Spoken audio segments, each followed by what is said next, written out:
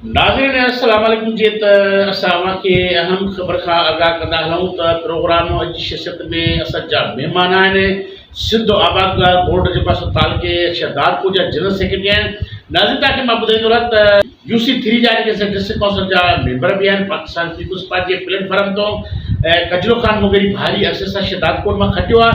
नाज़रीन तव्हांखे ॿुधाईंदो रहां त असांजी हमेशह इहा कोशिशि रही आहे त अहिड़ी शख़्सियत खे आवाज़ आॾो आणिजे जंहिंजो समाज में हिकिड़ो किरदारु हुजे। कजरो ख़ान मुगेरी के तारीफ़ जो मोहताज न आहे, जे हमेशह हारिजल जे हक़नि जे लाइ मज़दूर जे हक़ जे लाइ शहदादपुर जे हिन सियासी फिल्म वर्क में जेको आहे जो तमामु बहितरीनु सुठो स्ट्रेटजी किरदारु रहियो आहे। अॼु असां सिंध मुंहिंजी अमा न्यूज़ टीवी में असांजो महिमान आहे। नाज़रीन कोशिशि कंदासीं त कजरो ख़ान मुगेरी जी जेका ॻाल्हि ॿोल आहे सिंध जे सिंधी माण्हुनि जे लाइ, सिंधी माण्हुनि जे फ़ाइदेमंद जे लाइ, शहदादपुर वासी जे लाइ उहा असां आवाज़ आॾो शेयर कंदासीं। ऐं अवां जो मेज़बान आहे डॉक्टर अब्दुल हफीज़ बलोच। साईं अस्सलाम वालेकुम। वालेकुम अस्सलाम। गजला ख़ान ख़ुशि आहियो त बि ठीकु आहे? शुक्र आहे साईं, अल्लाह जी महिरबानी आहे। तव्हां ख़ुशि आहियो साईं त बि सही आहे। दुआऊं तव्हांखे मां सिंध मुंहिंजी अमा न्यूज़ टीवी में साईं मां भली कर वॾी महिरबानी साईं तव्हांजी ऐं मुंहिंजी अमा जी टीम, तव्हांजी वॾी महिरबानी टीम जी, तव्हां असांखे टाइम ॾिनो आहे, वॾी महिरबानी साईं। गजला ख़ान अचो पिया ख़ासि करे त हिन वक़्तु कंबर शहदादपुर ज़िलो मां सम्झां थो त हिन ॿोॾि जे दौरान बरसाती ॿोॾि जेको आहे हिन पाणी जे करे शहदादपुर कंबर शहदादपुर ज़िले जी हिन वक़्तु इंतिहाई जेका पोज़ीशन ख़राबु आहे। पाणी जूं जेके डंडूं आहिनि हिन वक़्तु बि ज़मीन में मौजूदु आहिनि।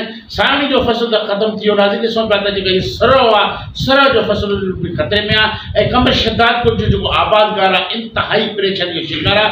सिंध आबादगार बोर्ड ताकि जा जनरल सेक्रेटरी आहिनि शहदादपुर जा कजरो ख़ान मुगेरी जी जेका ॻाल्हि ॿोल आहे अचो पिया ॻाल्हि।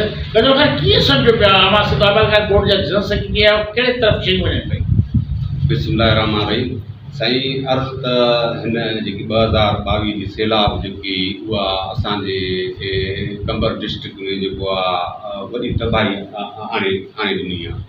पोइ असांजा जेके बि ख़रीद जा फ़सुल आहिनि उहे टोटल जेके ख़तमु थी विया आहिनि, तबाह थी विया आहिनि।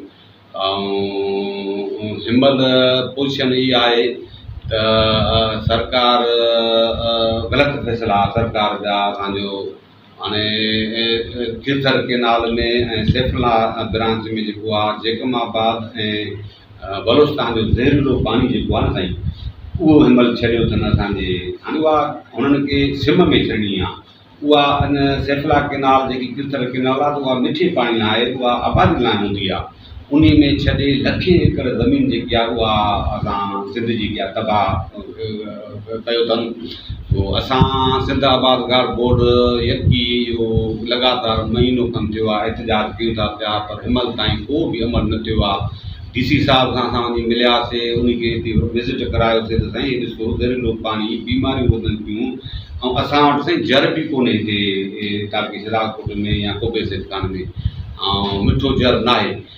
मिठे पाणी जी तकलीफ़ आहे ऐं उन पाणी बि असां जेको माल खे या पीअण जो पाणी बि इन शाखो नमूने असां इहो ई मिठो पाणी इस्तेमालु कंदा आहियूं।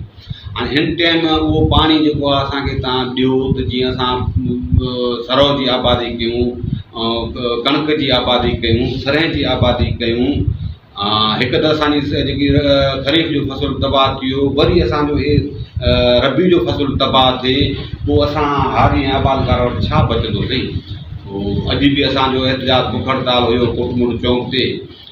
अगरि जे सुभाणे बि असांजो बुख हड़ताल आहे, अगरि जे बुख हड़ते न निकितो त वरी असां इंशाअल्लाह कमिश्नर ऑफिस लाड़काणे में जेको आहे उन जी गेट ते वञी बुख हड़ताल ते वेंदासीं अगरि जे असांजा मुतालबा इहे न मञियो।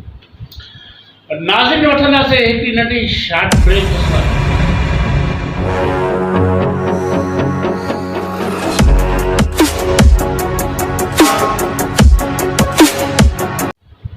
नाज़रीन अचो पिया अॼु प्रोग्राम अॼु शख़्सियत में असांजा महिमान आहिनि सिंध आबादगार बोर्ड ताकि शहदादपुर जा जनरल सेक्रेटरी आहिनि पाकिस्तान पीपुल्स पार्टी जे प्लेटफॉर्म जो डिस्ट्रिक्ट काउंसिल जे मेंबर जी सीट ते जुड़ियल उम्मीदवार आहिनि। कजरो ख़ान मुगेरी जी जेका ॻाल्हि ॿोल आहे कोशिशि कंदासीं असां आवाज़ आॾो हुनजी ॻाल्हि ॿोल शेयर। कजरो ख़ान कीअं पिया सम्झो त हीअ जेको कंबर शहदादपुर ज़िले में अमन अमान जी जेका सूरत आहे कीअं पिया सम्झो? साईं अमन अमान वाक़ई ख़राबु आहे हिनमहिल, छो जो असांजो हिते ज़रे इलाइक़ो आहे असांजो ज़रायत ते मुबनी आहे असांजो इलाइक़ो सही। ऐं सॼी ज़रायत तबाह थी वई आहे त लाज़मी आहे अमन अमान बि ख़राबु थींदो। रोज़ ॾोह जेके हिन में थियनि था पिया। कल्ह टियों ॾींहुं हिकिड़ो वाक़ियो असांजे सिराकोट में थियो आहे। 50 लख जेको आहे बैंकूं गनमेन आहे उहो खईं हलियो वियो। तो अहिड़ा वाक़िया त थींदा न साईं। सरकार खे जूं ई चक नथी पाए अलाए छा था कनि पिया। तो असां उनखे इहो था चऊं पाण जी ठीकु आहे ख़रीफ़ त असांजो वियो, तव्हां पाणी मिठो ॾियो त वञी माण्हू जेके आहिनि हारी आबादगार वञी पंहिंजी आबादी कनि।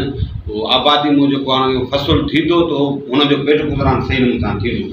पोइ इन जे करे अमन अमान त ख़राबु वाक़ई थींदो। इन जे करे बिजली गैस जो निज़ाम कीअं पिया सम्झो? सिराकोट में साईं बिजली लोड शेडिंग त बिजली जी आहे। ऐं गैस जेको आहे त शहर में उहा बि त प्रॉब्लम आहे। गैस जो सही गैस उहा नथी अचे पई हिते असांजे सिराकोट में।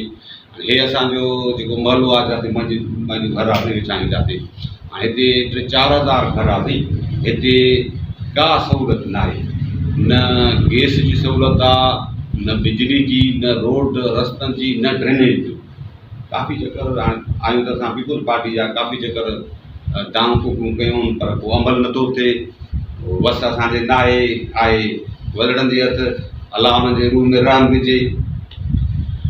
कजरो खान तव्हां बिलावल भुट्टो साहिब पाकिस्तान पीपुल्स पार्टी जा चेयरमैन आहिनि। उनजे हिन जेको आहे त पाकिस्तान पीपुल्स पार्टी क़यादत संभालण खां पोइ कीअं पिया सम्झो उनजी शख़्सियत ते ऐं उनजे कम कार जे हवाले सां अवां खे कीअं शइ नज़र पई? साईं तमामु बहितरीनु बिलावल भुट्टो इंशाअल्लाह असांजो आईंदा जो वज़ीर आज़म इंशाअल्लाह बणिजंदो।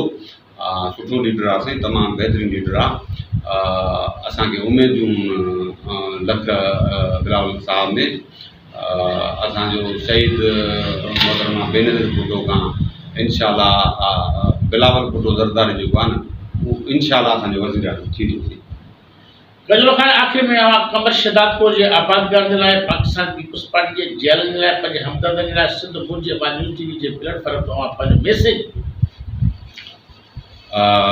मुंहिंजो मैसेज इहो आहे त साईं आबादगार ऐं हारी ख़ुशहाल हूंदा त असांजो मुल्क ख़ुशहाल हूंदो साईं। छो जो असांजो पाकिस्तान हिकिड़ो ज़रई मुल्क आहे साईं। तो हुकुमरान खे मां इहा अपील कंदुसि त तव्हां ज़राअत ॾे जेको आहे तवजो ॾियो त इंशाअल्लाह असांजो मुल्क बि ख़ुशहाल थींदो, असांजा अवाम बि जेको असांजो ख़ुशहाल थींदो। हाणे ज़राअत ॾे असांजे हुकुमरान जो तवजो न आहे त असांजो मुल्क बि पोइते आहे। तव्हां ॾिसोसीं कणिक जेकी असांजी ऐं ॿिज बाण जो ऐलान कयो आहे सरकार, हिमत ताईं ॿिज बाण न मिलियो आहे असांजो जेके सैलाब जे इलाइक़े में तबाह थी विया आहिनि हारी ऐं आबादगार। हुनखे तव्हां टाइम ते ॿिज बाण ॾियो त कणिक जी जेकी आहे पैदाश थिए। उहा कणिक जेकी आहे घणे मिक़दार में असांजे मुल्क में पैदा थींदी त असांजो अटे जो बोरान ख़तमु थींदो, कणिक जो बोरान ख़तमु थींदो। पोइ असांखे ॿाहिरां इम्पोर्ट करण जी ज़रूरत न पवंदी साईं। मां हुकुमरान खे इहा अपील कंदुसि त महिरबानी करे तव्हां ज़राअत ते तवजो ॾींदव त इंशाअल्लाह असांजो पाकिस्तान ख़ुशहाल थींदो। नाज़रीन प्रोग्राम अॼु जी शख़्सियत में असांजा महिमान हुया सिंध आबादगार बोर्ड तालका शदादपुर जा जनरल सेक्रेटरी आहिनि, पाकिस्तान पीपुल्स पार्टी जे प्लेटफॉर्म प्रोजेक्ट काउंसिल जा चूंडियल मेंबर बि आहिनि। नाज़रीन तव्हांखे ॿुधाईंदो रहां त कजरो खान मोगरी हमेशह जेको आहे त सिंध आबादगार बोर्ड जे हवाले सां सिंधी हिन मारोड़ जे लाइ हमेशह जेको आहे त हिन कमर शदादपुर जे सरज़मीन ते हमेशह हिनजी स्ट्रगल रही आहे। हिन हमेशह आवाज़ु उथारियो आहे।